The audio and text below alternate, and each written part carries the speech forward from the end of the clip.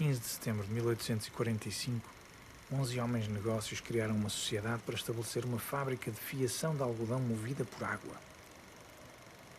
Ali, entre dois rios, o Ave e o Vizela, começava a construir-se aquela que viria a ser a maior unidade têxtil da Europa, a fábrica de fiação e tecidos do rio Vizela. Por lá viveram gerações e gerações de operários, da infância até à morte. 157 anos de trabalho ininterrupto. A importância da fábrica foi tal que a linha de caminho de ferro desviou-se do seu desenho original para poder passar por este espaço.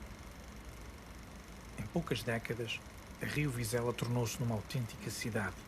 90 mil metros quadrados de área, equipada com escola, centro de saúde e muitas outras valências.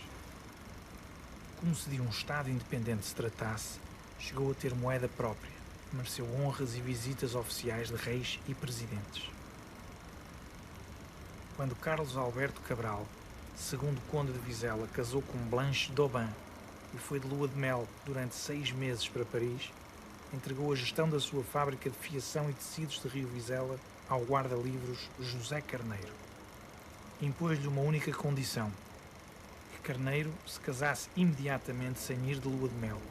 O conde não queria um solteirão a dirigir um empreendimento daquela envergadura. E mais, escolheu-lhe a mulher com quem casaria, Maria Araújo. Em 1922, na Feira de Design de Milão, o conde comprou os projetos de arquitetura da nova fábrica e da Casa de Serralves. A fábrica sobreviveu a incêndios e ditaduras, crises de setor e deslocalizações. Mas depois, o fulgor da produção industrial transformou-se em distopia. Foram-se as pessoas e o ruído das máquinas. Ficou o silêncio e a vegetação a entrar pelas paredes de pedra. Os livros guardados, arquivo à deriva. Uma cidade abandonada, um estado fantasma, um vestígio, uma memória. A fábrica que durante mais de 1,5 milhão de horas transformou matéria em fio e fio em têxtil, transfigurou-se ela própria noutra coisa. Fez-se espaço de cinema, de imagens e imaginários, porta de passagem para outros espaços. Quando voltamos, já os lugares não são os mesmos. Tornaram-se imagens deles próprios. Por isso, cada regresso é uma recuperação de alguma coisa próxima, como a memória.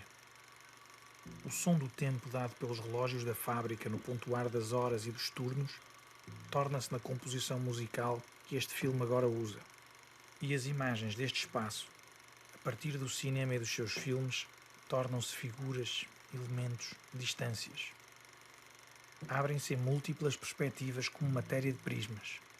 Um clube de nada para Edgar Pera, uma casa quântica para Paulo Furtado, um passado pós-terremoto para Atsushi Funahashi, um futuro distópico para Carlos Amaral, lugares obscuros no meu filme Ornamento e Crime, uma fábrica vazia e fotografia para Daniel Blaufux, palavra dita entre vidros partidos para Vítor Erice.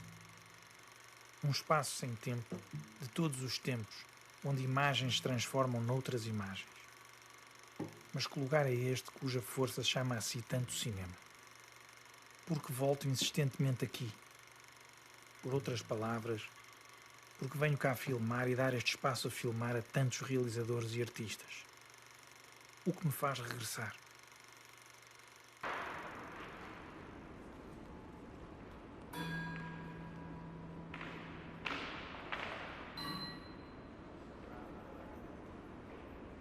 Não há alguma dúvida naquela ali.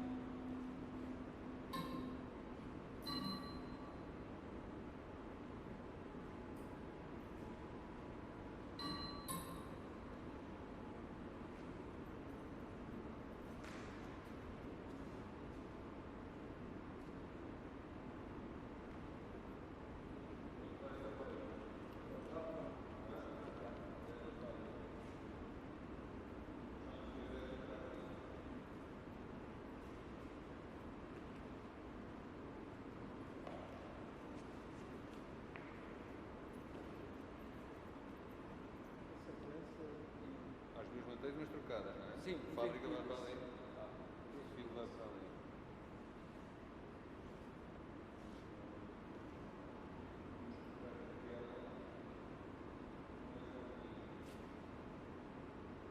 Fui à fábrica inicialmente e o espaço da fábrica em si era um espaço de arquitetura, mas também de memória já incrível, não é? Por tudo o que não está lá, que são principalmente os materiais com que a fábrica trabalhava, não é? Os tecidos, os têxteis e o lado humano dos operários que desapareceram. E, portanto, essa ausência é uma presença, e é uma presença forte. São tudo presenças fantasmagóricas. Mas claro que os fantasmas não estão na fábrica, os fantasmas estão dentro das nossas cabeças. E pronto, eu quando tiro estas fotografias eu nunca mexo em nada. Não mudo objetos, nunca mudo nada de sítio, porque eu acho que a beleza disto é exatamente o acaso das coisas.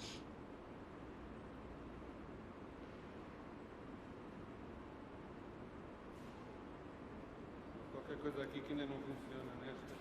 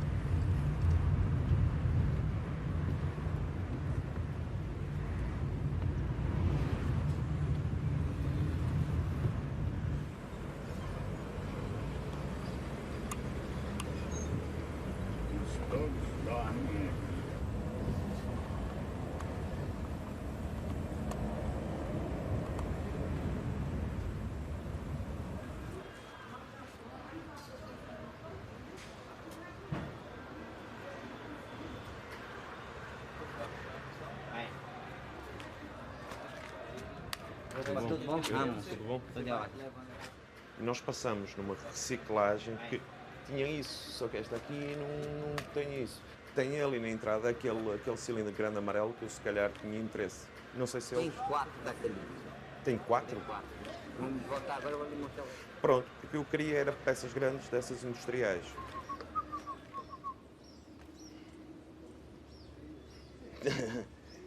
Uma selva. A selva do transformador. Ó, vai esse aqui. Esse e esse aqui, você me falou. É, Esses três aqui. sim. Fora esse. Vai algum mais? Agora queria ver dali aquele que estava ali, que se calhar é muito parecido com este aqui, com estes. Vamos por aqui? Marcamos esta também. De marca. É como eu vou falar pra você. É, eu marco aqui, não posso. Marco aqui do.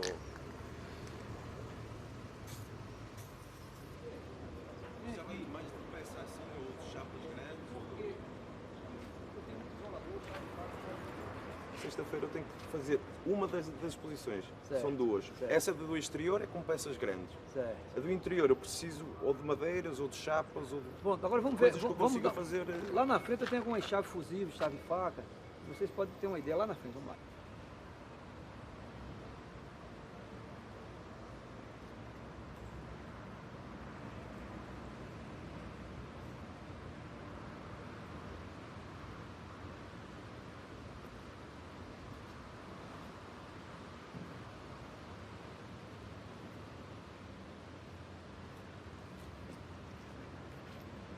Lá vai ter muito. Nilson, o caminhão tá chegando aí já, tá adiantando já aí.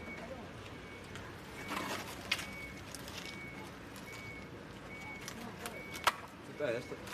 Isto também vai. Também?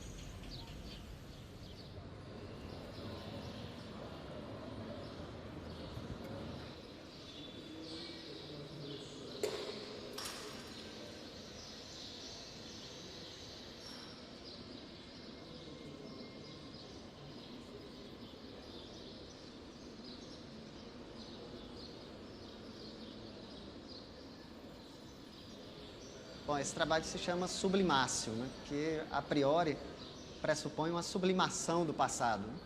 Mas ele é exatamente o contrário, né? Ele é uma tentativa de materializar, de enlaçar literalmente esse passado recente do Brasil, mas é um trabalho que, como partiu diretamente de uma imagem que já foi motivo, inclusive, da arte brasileira recente, é um trabalho que me deixa num terreno um tanto instável, né? Eu tenho sentido ultimamente, quando faço esse tipo de obra, que vai arrancar da história alheia, né? Apesar de passar por mim também, o assunto, o motivo e a forma como um todo, um certo estranhamento, como se fosse uma sensação de arrependimento, um tipo de culpa, né? Como se estivesse escavando, mexendo muito em túmulos alheios, né? Apesar de túmulos que muitas vezes nem existem, por se tratar de desaparecidos políticos, enfim, de figuras que não passaram pelo rito da morte e da entrega do corpo, né? Então, não sei se é uma coisa cumulativa que está acontecendo, né, de tanto fazer esse tipo de investigação de passados, isso está provocando em mim essa sensação. Talvez esse símbolo que esteja aqui seja muito meu também, né, como se estivesse chegando num momento que estou com uma corda no pescoço diante do trabalho, e o que fazer com ele, qual é a função exatamente de uma obra dessa, diante da realidade da vida, da própria história, né? A ideia dessa obra partiu dessa fotografia, que é uma fotografia que já está amplamente difundida no Brasil, que é uma simulação de enforcamento do Vladimir Herzog, um preso político, jornalista, que foi preso e, por simulação, no DOPS de São Paulo, suicídio. E, na realidade, esse suicídio foi uma montagem, a própria fotografia é indicativa disso, e eu resolvi partir exatamente dessa mentira específica desse caso para tomá-la como mote mais genérico, né, de tudo que se plantou no país a respeito dessa época da ditadura.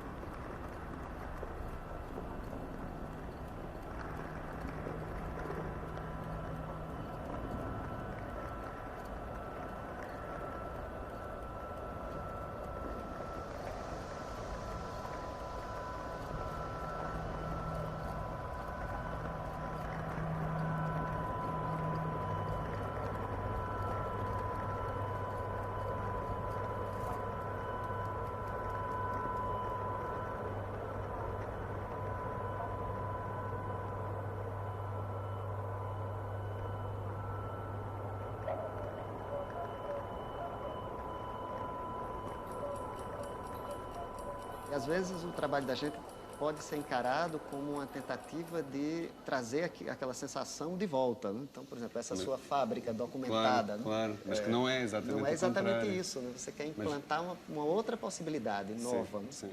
No texto de introdução à fábrica, aqui na exposição, eu acabo o texto a dizer não devemos sentir saudades deste mundo, que era um mundo desumano, sem dúvida nenhuma. Mas, ao mesmo tempo, está cheio de matéria de pensamento com o que se está a passar hoje em dia e com o que se vai passar não só na Europa, porque aqui também a classe operária está a desaparecer, não é? Portanto, também é um mundo que desaparece. As obras que lidam diretamente com histórias pessoais também carregam essa outra matéria, né? É diferente apenas de forma, de cor, de linha, de traço, né? Esse equilíbrio entre aquilo que a gente precisa tratar internamente, né? E se colocar no mundo, né? Como artista, né? Sobreviver, inclusive, ao nosso passado, né?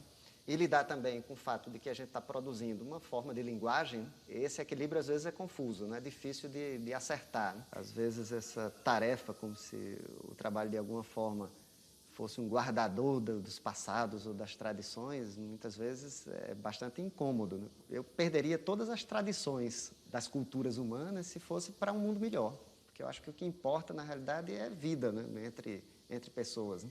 Quando eu não encontro esse formato no trabalho, para mim ele perde o sentido, né? Sim, mas está sempre carregado daquilo que tu és e de onde vens, não é? Porque às vezes as pessoas dizem o que é bom é fechar com o passado e avançar para a frente. Mas, na verdade, isso é impossível. Quer dizer, a ideia de que eu poderia atravessar o mundo e ser outra pessoa não faz sentido na medida que eu nunca vou esquecer de quem eu sou, mesmo que esteja do outro lado do mundo. E, portanto, esse passado faz sempre parte. Portanto, não há um começo do zero. Nunca há um começo do zero.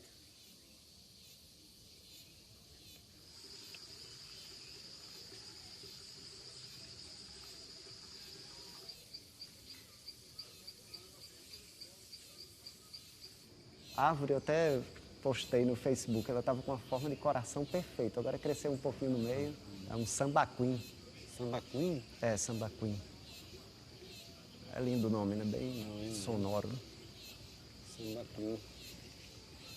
Sambaquim. Um copo de leite solitário. É. Nós chamamos aquele jarro. Chama o jarro? Jarro. Agora o nome copo de leite. Copo de leite. Essa palmeira, por incrível que pareça, já está adulta, né? Ela é a caule, não vai criar tronco.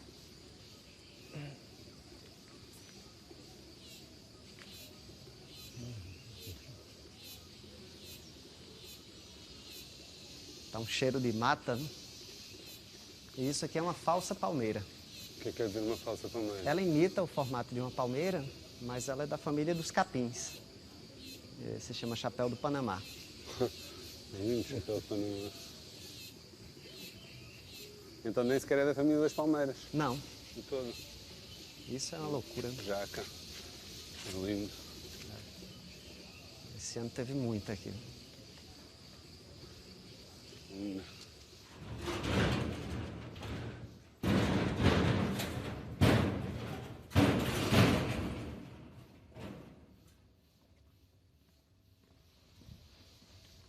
Eu escrevi isso nesse armário e fotografei para uma capa de uma revista. Mas não foi aceito, foi censurado.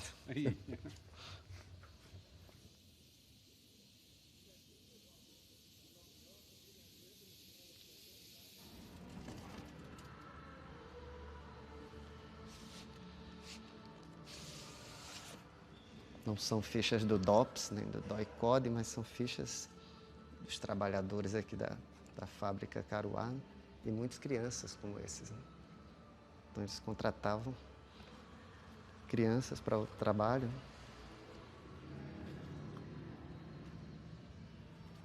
Há 14 anos.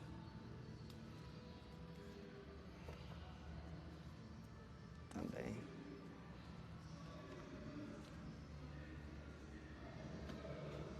E no início eu não sei o que é que vai ser a obra, e eu fico como se fosse assim numa dormência, né, procurando achar esse canal para fazer o trabalho, né? E aí fui para o Rio de Janeiro e fiquei andando pela cidade como um louco, né, assim, e fiquei perambulando, e já nessas caminhadas eu me via como uma espécie de Ulisses, assim, né, fazendo uma odisseia na cidade. Aí eu resolvi construir esse corpo em formato de nau, né, de cabeça para baixo, Então ele tem uma espécie de cavername e ele é uma estante, é um expositor arqueológico dele mesmo, dentro do prédio da Casa França Brasil. Isso aqui é a montagem prévia, a gente teve que alugar esse galpão no bairro de Santo Cristo, né, para fazer todos os ensaios. Essa obra das pedras, né, foi o que se viu de modelo para o formato do grande, né? E a gente foi fazendo ensaios, eu usei meu perfil, né? Fui modificando um pouco o corpo, né? E aí o que eu tentei fazer foi uma quebra de hierarquia. Então a gente tem misturado nesse corpo, né, coisas da ocupação indígena, coisas ligadas à ocupação africana e por cima dela a ocupação católica, né? Eu transformei o edifício num sarcófago, né? Então ele virou um palácio de Ítaca final dessa figura, né? E foi um trabalho assim, muito pensado, muito elaborado, né? Eu fiz uma maquete virtual para encaixar exatamente o formato correto, né? Mas foi uma obra muito difícil de fazer, assim, porque envolvia contatos com as pessoas, autorizações para pegar esses materiais arqueológicos, né? E eu vi o Rio de Janeiro ao avesso, sabe, assim, ao contrário. Então não estava naquela visão de turista, né, vendo o belo, né? Estava vendo exatamente por trás, né, assim, por trás das favelas. Fui a lugares que eu jamais pensaria em ir, né? E a obra permitia que as pessoas entrassem aqui, né? Então viam por dentro também, né?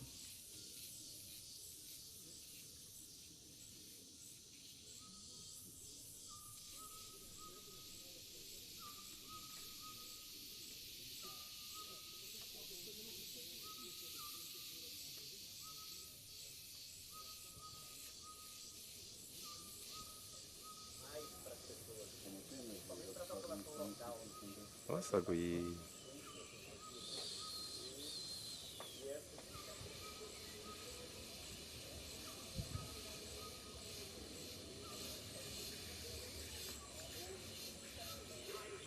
uma palmeira também. Porque o último trabalho que eu fiz lá em Guimarães também foi feito numa fábrica abandonada. E eu utilizei só os materiais que lá encontrei, as chapas e os telhados que caíram. E depois utilizei também uma palmeira. A palmeira é aquele imaginário de paraíso, não é? Nos catálogos de viagem, uma palmeirinha, como fosse. E este naquele canto ainda que seja assim uma coisa meio citadina, um lugar assim meio morto, meio. Tem sempre, para nós europeus, sempre uma imagem de paraíso, não é? Parece que estamos sempre no paraíso. Mesmo que não seja. Ou seja lá, o paraíso for, não é? E fui buscar mais umas peças agora para terminar a exposição na Usina Cultural.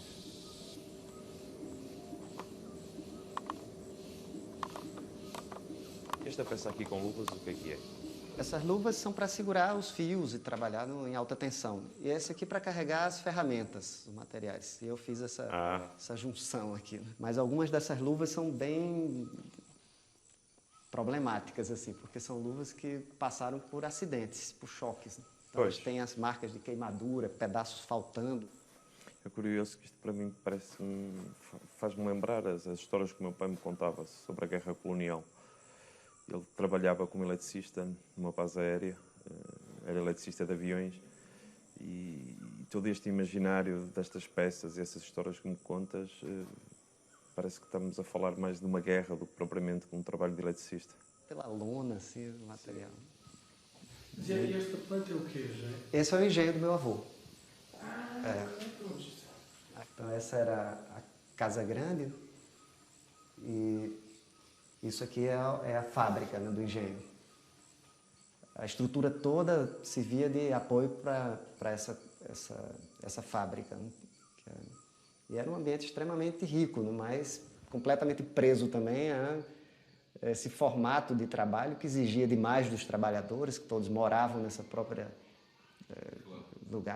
lugar, estavam completamente dependentes do senhorio, que era meu avô, José Rufino, que dessa varanda daqui comandava tudo, né? Inclusive a família, tudo que acontecia.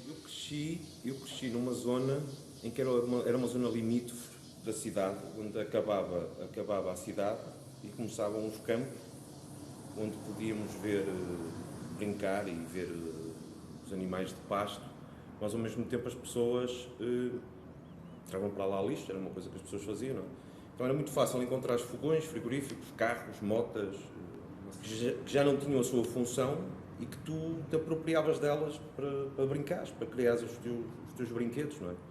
Para mim a natureza não eram só as coisas, as árvores, mas também eram esses objetos abandonados na paisagem. Imaginavas aquilo como uma máquina para viajar, fazias barcos, fazias carros, desmontavas, montavas, mas que na realidade já é um pouco isto que depois acaba por vir a fazer com a semilha. Bom, a gente tem começado uma conversa com o Blau Fuchs lá no meu ateliê, exatamente como se processa essa apreensão do passado, né? Ou do passado do próprio artista, ou do passado alheio. E como o artista termina chegando, amarrando exatamente aquela ideia que anteriormente é puro vapor mental, né? Então o que eu faço é passar por uma espécie de torpor, que eu fico assim me deixando levar pelas situações, né? E a priori não tem um plano fixo de que precisa a obra ser encaminhada para um certo lado, né?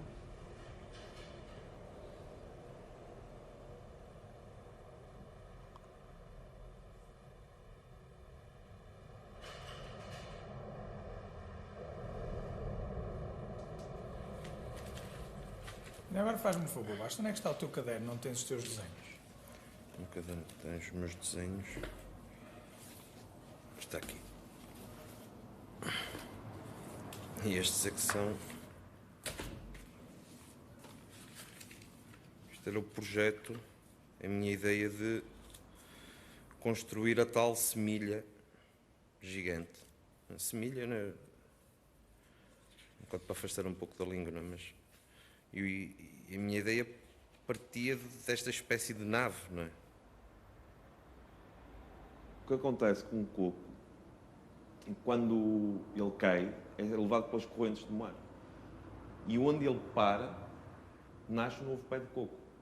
E a ideia era isso enquanto uma forma de nós nos transportarmos pelo espaço. O espaço, seja o mar, neste caso, mas um espaço no sentido abstrato, de tu te deslocares e no sítio por onde tu te deslocas, onde paras, gerar-se uma vida. E dentro dessa semente, és tu que vais nela, como uma nave, no fundo. E no fundo é essa nossa ideia de querer sempre ir para outro sítio. Mas neste caso, a semilha, ela vai sem rumo, não é? Não tem um sítio, não tem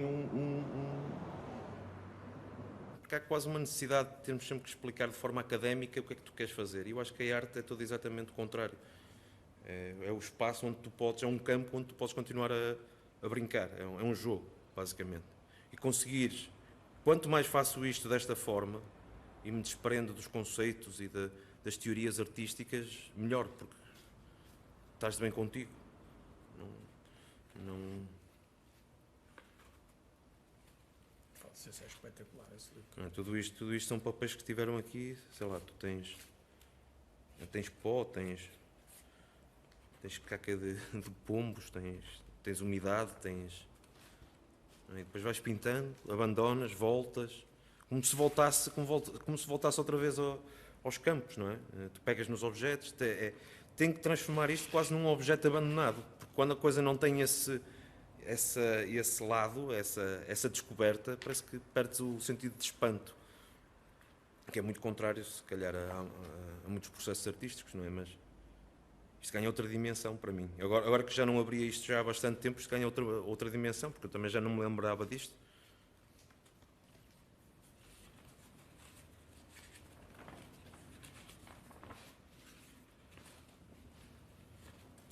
No fundo também tem... Isto é o curso de televisão, claro que eu já... Isso era do teu pai também. Isto é tudo do meu pai, é tudo os livros com o qual eu brincava, porque não tinha... Não era não ter por questões económicas, não havia esse lado. Era porque todo o interesse do meu pai era um interesse técnico. Então tudo o que ele deixava em casa, ou que depois ou trazia do escritório, ou trazia depois da oficina, eram estas coisas que que são sempre muito apelativas, pelo menos para uma criança, este tipo de imagens que depois mais tarde eu acabo até, não sei se inconscientemente seguir, do meu trabalho, seguir este aspecto mais videográfico, mais experimental da imagem.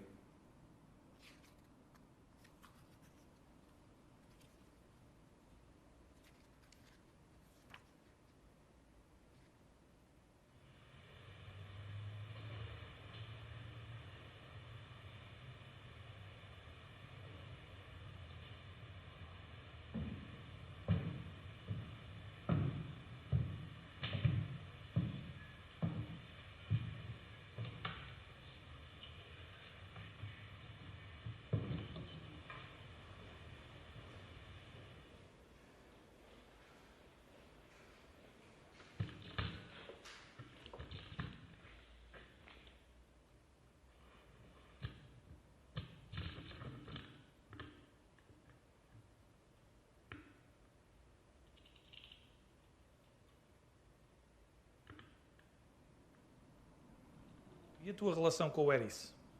Isso, por acaso, estar a filmar numa fábrica, que é uma memória também minha, daqui do meu pai, que era eletricista, que também montava muitos sistemas elétricos em fábricas, era a sua conversa diária, quase. E aos 13 anos vês o filme O Sol Marmeleiro. Ficares fascinado com todo aquele universo de um pintor, da forma como ele se dedica à arte. E nunca vais imaginar que um dia vais estar a trabalhar com ele daquela forma, de se conjugar tudo até no teu próprio espaço. Não foi uma coisa de ir atrás de alguém, não houve essa necessidade, foi quase ele que veio ter comigo, ou encontramos-nos aqui em meio caminho, e isso de alguma forma deixou-me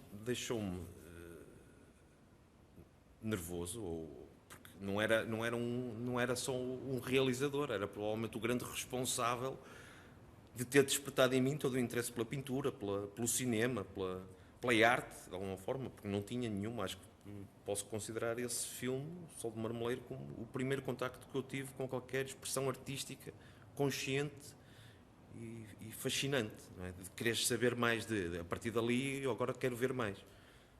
Sem qualquer consciência ou conhecimento de quem era o Vítor Erice, mas que despertou em mim um interesse muito forte.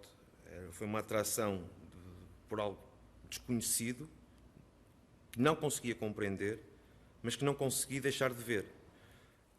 Mas é aí que se dá, acho eu, a consciência, o querer saber mais sobre pintura, o querer saber mais o que é um artista e ficar mais atento a um género de cinema que na altura não tinha acesso. Ou seja, não tinha acesso nem sabia que se poderia fazer uma coisa daquela forma.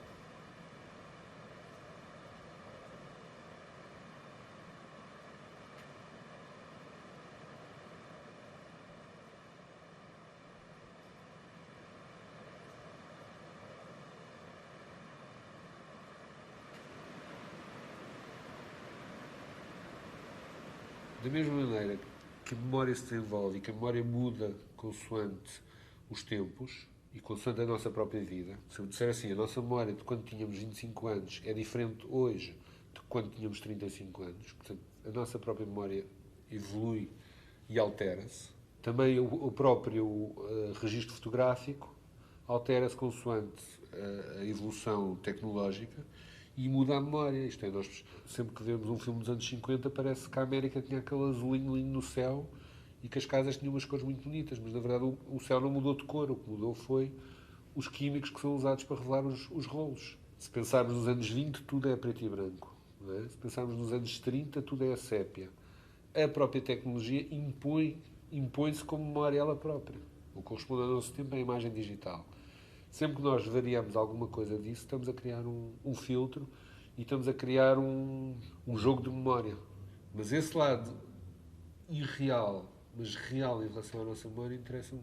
O Super 8 é um artifício, usando hoje. Muitas vezes isto tem a ver com o nosso inconsciente de memória, não com o consciente. Mas mesmo assim, com o digital, às vezes parece tão realista que se torna irrealista. O que também é interessante. Eu acho que não devemos ter nenhuma nostalgia em relação a este mundo, porque era um mundo cruel. Mas a própria imagem leva-nos para uma certa nostalgia pela sua tonalidade. Isto era a segunda maior fábrica de textas na Europa, portanto, uma produção gigantesca. Outra coisa que é óbvia depois no espaço da fábrica é a ausência das máquinas, não é? Mas principalmente o que me chamou a mim mais a atenção é o silêncio de um espaço deste num sítio que antigamente devia ser completamente barulhento.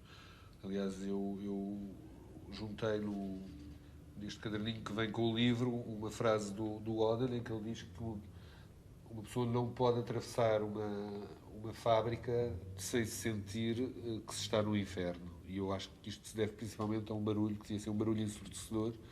E aqui estas fotografias, por exemplo, eu acho incríveis, não é? Porque a selva que é estas máquinas. E na verdade estamos a ver fotografias desta fábrica, do norte de Portugal, mas eu olho para aqui e penso nas fotografias todas da história da fotografia americana.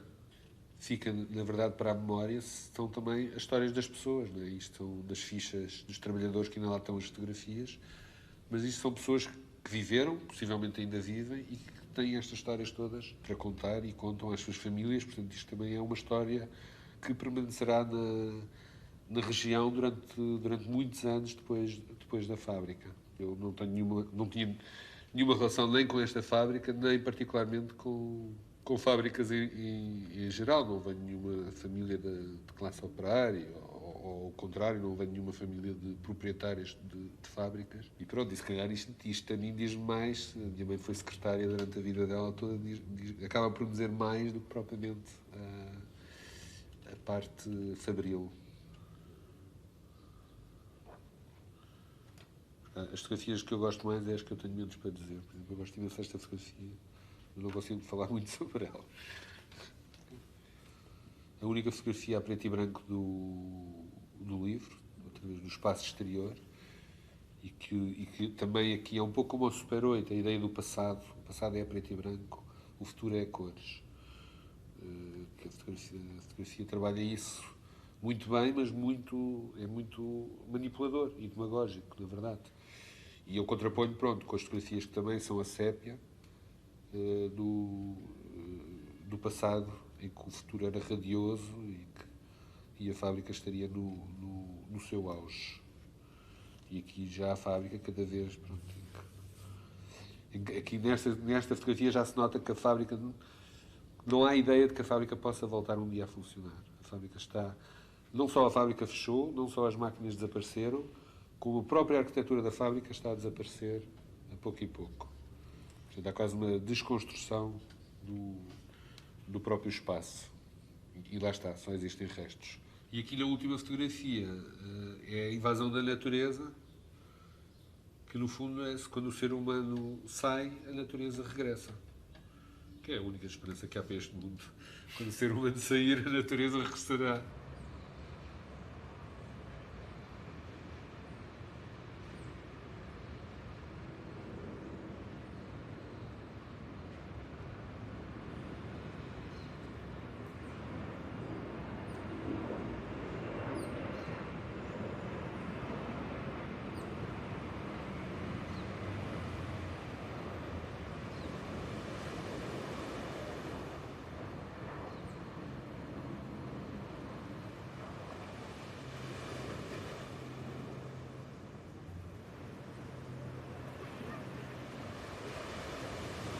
Coincidentemente, né, por causa exatamente desse momento, desses 50 anos da ditadura, as 3 obras em exposição em São Paulo, no Museu da Casa Brasileira, em Niterói, no Rio de Janeiro, no Museu de Arte Contemporânea, e em Caruaru, estão vinculadas, ligadas pelo mesmo assunto, né, são obras que vêm desse fluxo de trabalhos meus ligados a esse momento político do Brasil, né, do qual eu participei como filho de preso político e sou produto desse momento histórico.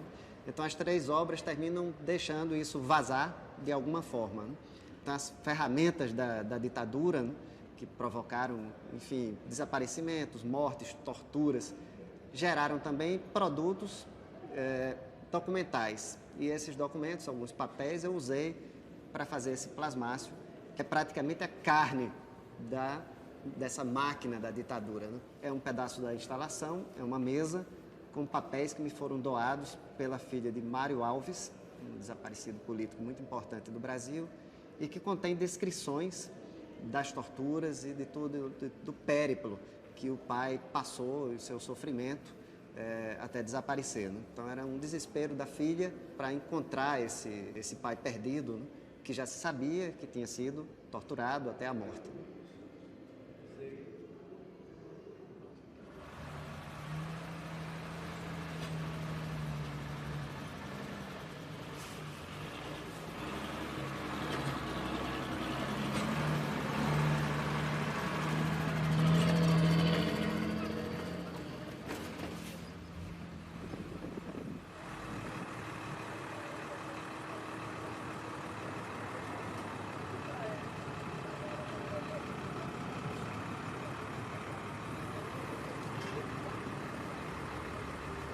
Vamos trazer um pouquinho.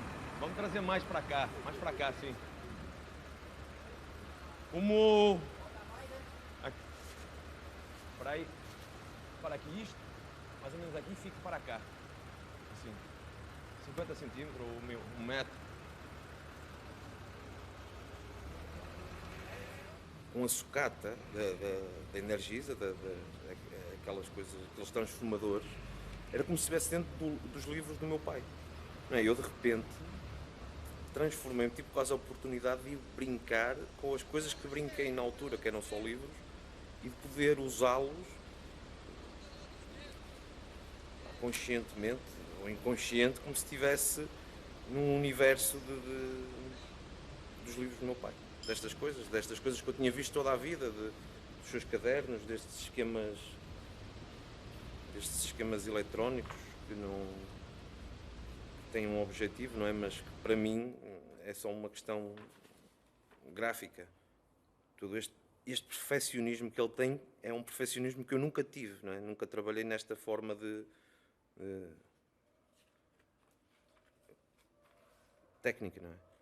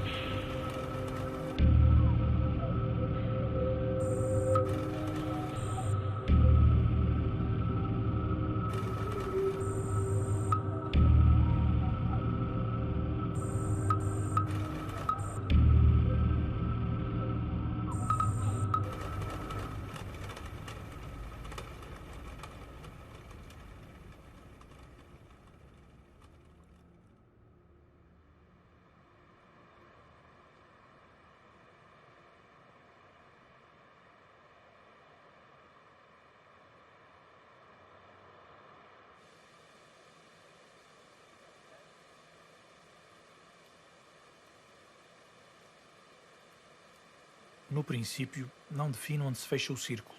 Nunca. Ignoro o ponto em que as linhas se unem. ou até se continuam a inspirá-lo sem alguma vez se tocarem. Talvez haja uma altura em que um lado intuitivo no desenho nos faça ir por determinado caminho. Li num artigo do meu amigo Eduardo Brito que há uma antiga técnica a que os clássicos chamam de arte da memória. É um processo mnemónico, usado como tal até ao Renascimento, e que teve a sua origem no mito de Simónides de Ceus, na Grécia Antiga. Um dia, um nobre organizou um jantar para o qual convidou o poeta Simónides para lhe cantar uma loa. O poeta louvou o nobre, mas fê-lo através da história dos irmãos Cástor e Pólux. Na hora de acerto de contas, o anfitrião pagou-lhe metade da soma combinada, dizendo que Cástor e Pólux lhe deviam o resto, já que Simónides os cantara tanto quanto a ele. Um pouco mais tarde, um mensageiro acercou-se do poeta, dizendo que 2 irmãos o esperavam no exterior da casa. O poeta saiu e não encontrou ninguém. Nesse momento, o teto da casa desabou e matou o nobre e todos os convidados, deixando-os irreconhecíveis. Pela lembrança do lugar que ocupavam à mesa, Simónides conseguiu identificar cada um dos presentes, assim surgindo os princípios do que mais tarde viria a ser chamado da arte da memória, um processo de lembrança e significação que associa imagens a lugares.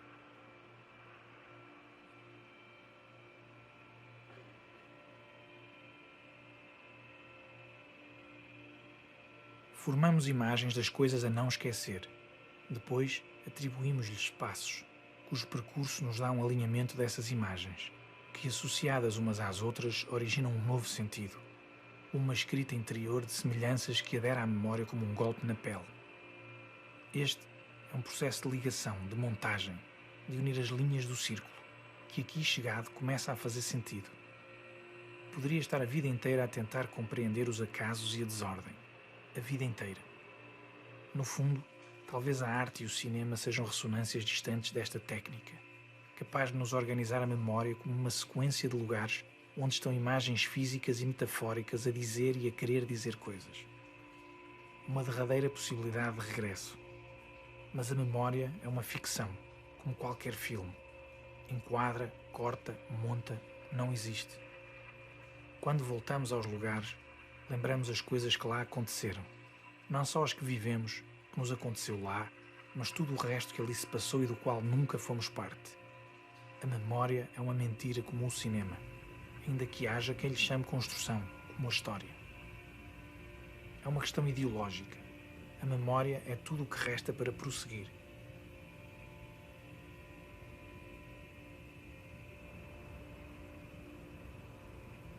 Conheci o José Rufino no Brasil.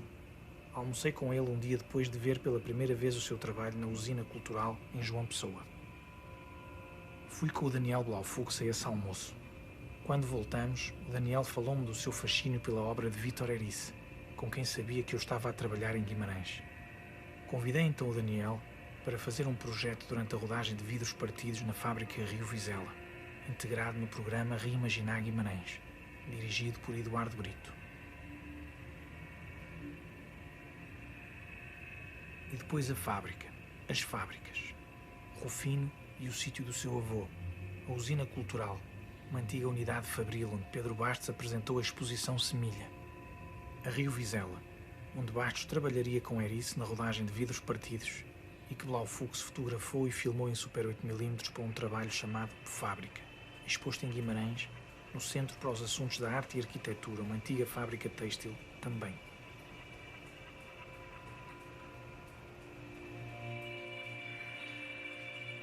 Passado um ano, a exposição, filme e livro foram apresentados em João Pessoa, na Usina, precisamente o mesmo museu onde, 2 anos antes, tinha visto pela primeira vez a obra de José Rufino. Pedro Bastos esteve também comigo nesta nova viagem ao Brasil, depois de trabalhar com Erice no Minho.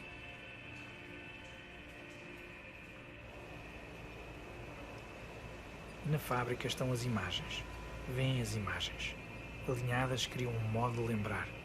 Convocam elas próprias a memória como na antiga arte. Mas que memória!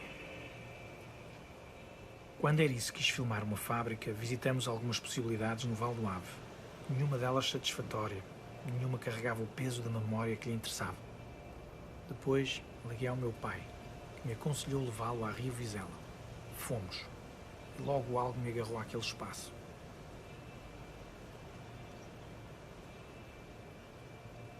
Poderia perder a vida inteira a tentar compreender os acasos e a desordem, mas a memória é uma ficção, como qualquer filme. No fim de todo este processo, regressa ao início, a uma das histórias da minha mitologia familiar. José Carneiro, a quem o conde deixou a gestão da fábrica enquanto foi de lua de mel, foi meu trisavô, e Maria Araújo, que o conde lhe impôs como mulher e com quem José Carneiro casaria e viveria mais de 40 anos naquele lugar, foi a minha trisavó.